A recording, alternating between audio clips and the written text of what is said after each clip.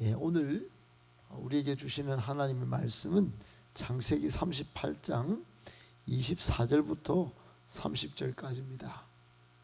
구약성경 60쪽 창세기 38장 24절부터 30절까지 오늘 우리에게 주시는 하나님의 말씀으로 받겠습니다. 창세기 38장 한 절씩 24절부터 교독하겠습니다. 석 달쯤 후에 어떤 사람이 유다에게 일러 말하되 내 며느리 다말이 행음하였고 그 행음함으로 말미암아 임신하였느니라. 유다가 이르되 그를 끌어내어 불사르라. 여인이 끌려나갈 때 사람을 보니 시아버지에게 이르되 이 물건 임자로 말미암아 임신하였나이다. 청하건대 보소서 이 도장과 그 끈과 지팡이가 누구의 것이니까 한지라. 유다가 그것들을 알아보고 이르되 그는 나보다 옳도다.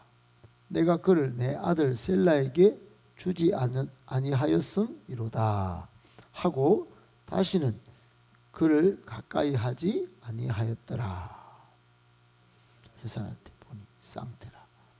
해산할 때 손이 나오는지라 산파가 이르되 이는 먼저 나온 자라 하고 홍색 실을 가져다가 그 손에 메었더니 그 손을 도로 들이며 그의 아우가 나오는지라. 산파가 이르되 내가 어째 터뜨리고 나오느냐 하였으므로 그 이름을 베레스라 불렀고 30절 같이 있습니다. 그의 형 그 손에 홍색 실 있는 자가 뒤에 나오니 그의 이름을 세라라 불렀더라. 아멘. 할렐루야. 하나님께서 여러분의 하시는 일마다 형통케 하시고 또 모든 순간순간 형통의 복 주시고 부유한 믿음의 복도 주시기를 예수님의 이름으로 축복합니다. 아멘. 오늘 본문 속에 우리를 향한 교훈의 말씀이 있습니다. 세 가지만 정리하고 그 말씀 붙들고 기도하기 원합니다. 하나님의 말씀으로 받으면 큰 복이 될 줄로 믿습니다. 아멘. 첫 번째, 성도는 자신에게는 엄격하고 타인에게는 자애로워야 합니다. 성도는 자신에게는 엄격하고 타인에게는 자애로워야 합니다. 여러분, 제가 성경을 처음에 읽다가 충격받은 몇 장면이 있는데 제가 얼마나 세상에 물이 들었는지 잘 알게 되었던 그런 순간이기도 했고 예수님이 얼마나 정말 높이 보였는지 말로 다 할 수 없는 그런 충격에 휩싸이기도 했어요. 그것은 뭐냐면은 예수님이 원수를 향해서 기도하라고 하시는 거예요. 예수님은 남을 비방하고 비판하기보다 자신에게 더 엄격하고 심지어 십자가에 자신을 못 박으라고까지 이렇게 성경에서 가르치는 거예요. 얼마나 충격이었는지요. 저는 세상을 이기고 세상에서 돈 많이 벌고 또 나의 허물은 조금 감추고 남은 덜 죽여서 그렇게 짓밟아 이기는 그런 쪽으로 그렇게 세상을 살았는데 전혀 아니었어요. 여러분, 예수님의 이 가르침 가운데 예수님을 따르는 사람들, 특히 우리 즉 성도의 삶의 방식이 세상과 전혀 다르다는 것을 여러분 혹시 아십니까? 그것 중에 하나가 바로 자신에게는 엄격하고 잣대를 댈 때 말입니다. 타인에게는 자애로워야 한다. 이 말씀이 예수님을 따르는 성도의 삶의 방식 중에 가장 뚜렷한 다른 점이 아닐까요? 여러분, 세상의 말들 몇 가지만 소개하면 여러분이 이거를 좀 또 실제적으로 구별하여 이해할 수 있을 겁니다.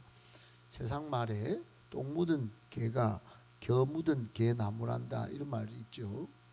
또 세상 말 하나 중에 남이 하면 불륜이고 자기가 하면 내가 하면 로맨스다.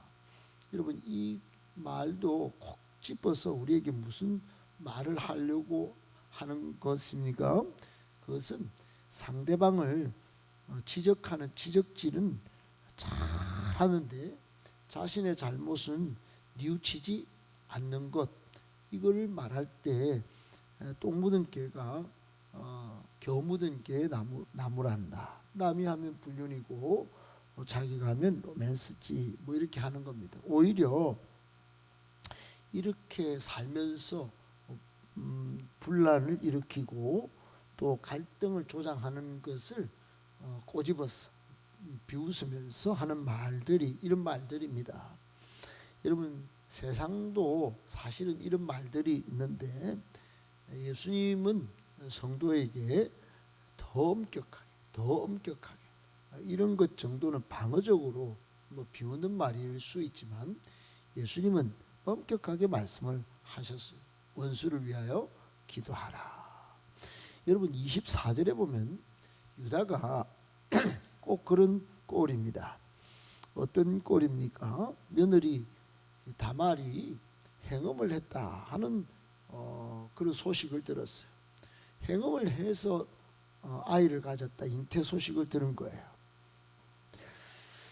그러자 이 유다가 정말 끔찍한 행동을 할 것을 명령을 합니다. 어떻게 말합니까?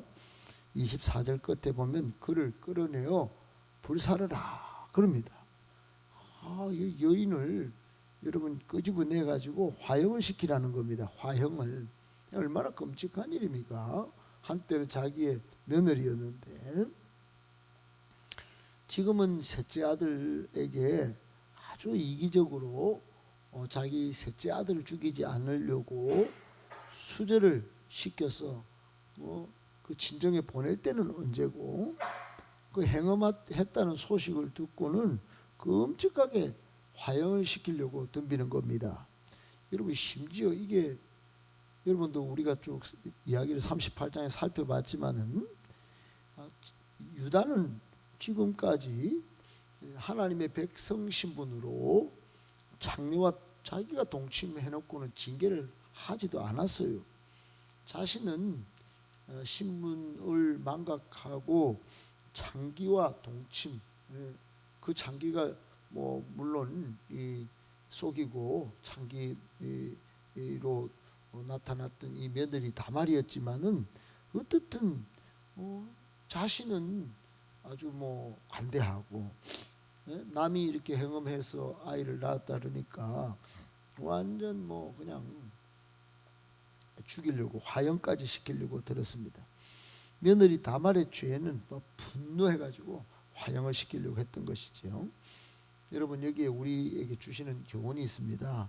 우리가 비록 예수님 말씀을 인용하지 않는다 할지라도 유다의 삶을 통해서 먼저는 자신을 돌아볼 줄 알아야 한다 하는 교훈을 받죠.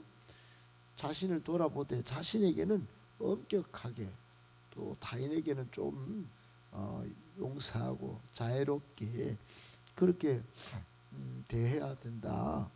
또 우리 교회를 또 생활할 때 공동체 생활할 때 연약한 지체가 있으면 먼저 감싸고 용서할 수 있어야 합니다. 그러고서는 그냥 무조건 용서 다 해주느냐 그게 아니고 진심으로 회개해서 변화를 받을 수 있도록 그렇게까지 계속 정말 기도해주고 그렇게 할 때 이 교회는 사랑의 공동체가 되는 거죠. 예수님이 꿈꾸던 사랑의 공동체, 생명의 공동체가 되는 것입니다. 꼭 기억하시고 여러분 어떤 일이든 자신에게는 엄격하고 타인에게는 자애로운 성도님들 다 되시기를 예수님의 이름으로 축복합니다. 아멘. 두 번째, 특별히 공동체 리더는 더욱 높은 기준의 삶의 덕목을 적용받습니다. 특별히 공동체 리더는 더 높은 기준의 삶의 덕목을 적용받습니다.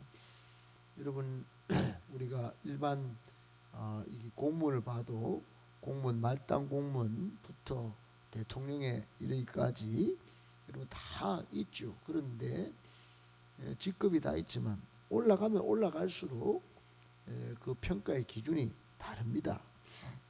세상 이치도 그렇고 교회도 마찬가지죠. 여러분 오늘 24절부터 26절까지 보면 며느리가 잉태했다는 사실을 듣고는 유다의 대응이 화형입니다. 화형, 끔찍한 화형. 그러나 여러분 오늘 본문 끝으로까지 읽어보면 유다가 어떻게 하죠? 화형시킵니까? 아니죠. 용서할 수밖에 없는 그런 상황을 봅니다. 며느리 다말을 용서할 수밖에 없어요. 이유는 다말을 임신케 한 장본인이 본인이었기 때문입니다.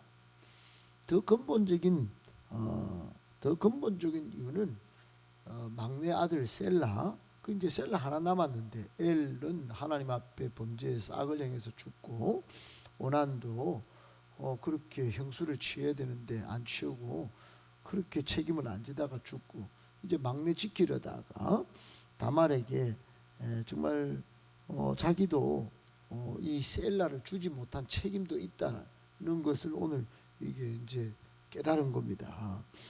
여러분 이게 한 집안에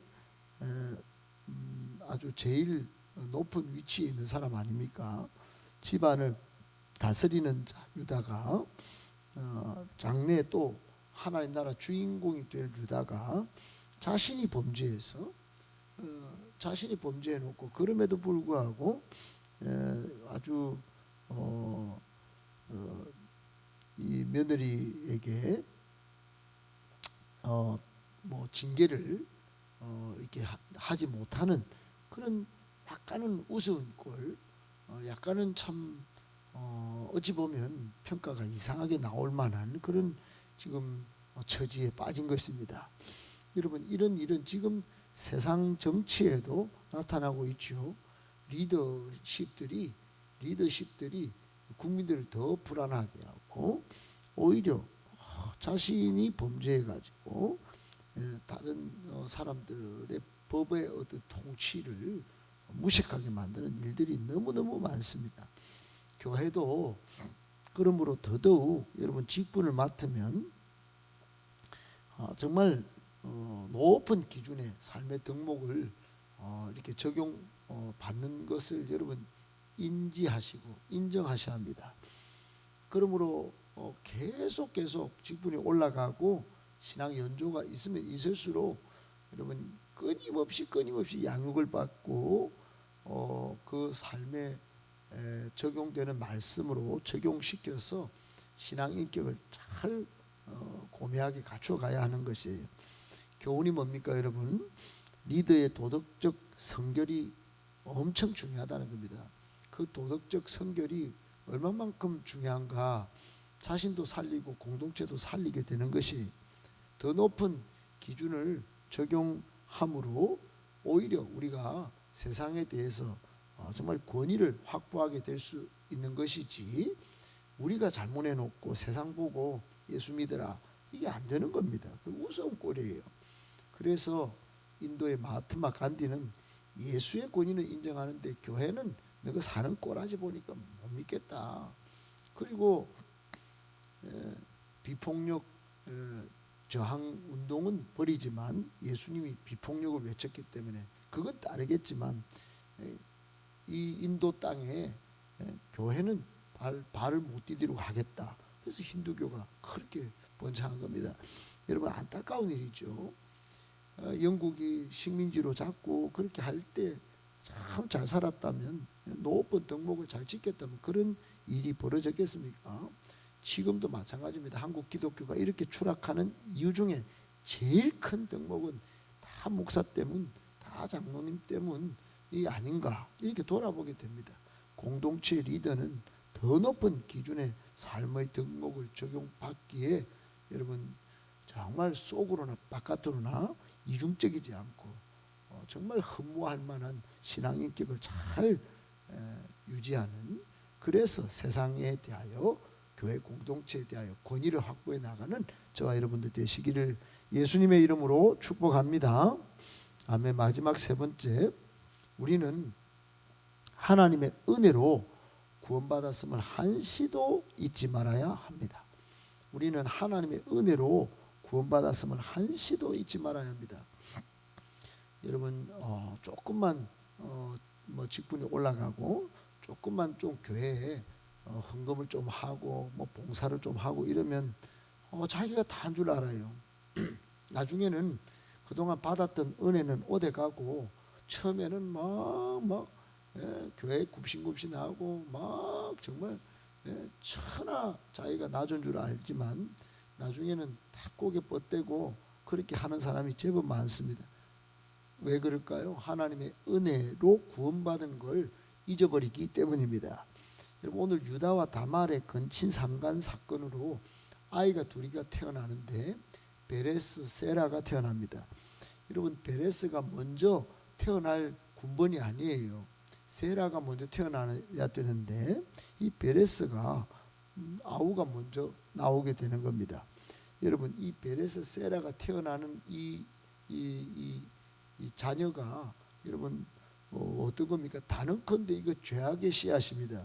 아시다시피 시아버지가 며느리하고 건친상간으로 태어난 거예요. 그러니까 아무리 뭐 뒤에 아이가 먼저 태어나고 이런 이야기가 주제가 아닙니다.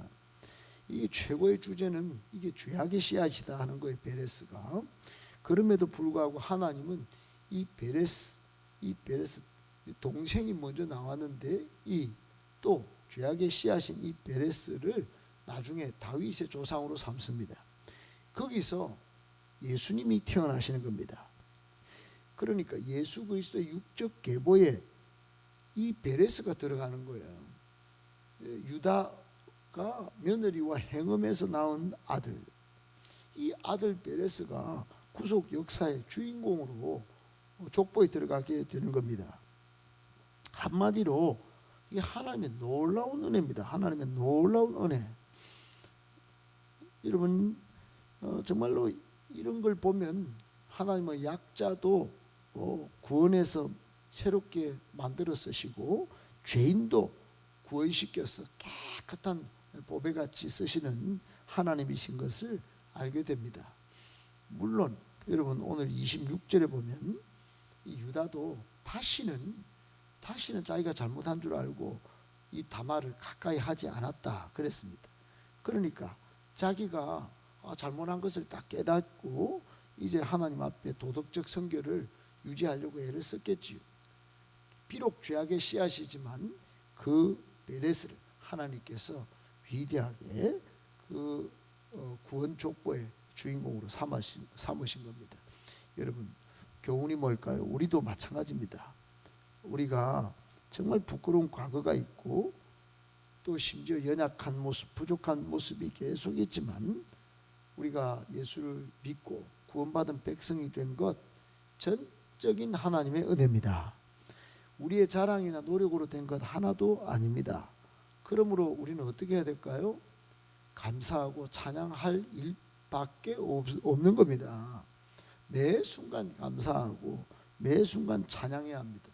그리고 결정적으로 역사의 무대 주인공으로 쓰신 하나님을 생각해서 여러분 항상 역사의 주역으로 쓰임받을 준비를 잘 해야 되는 것이에요.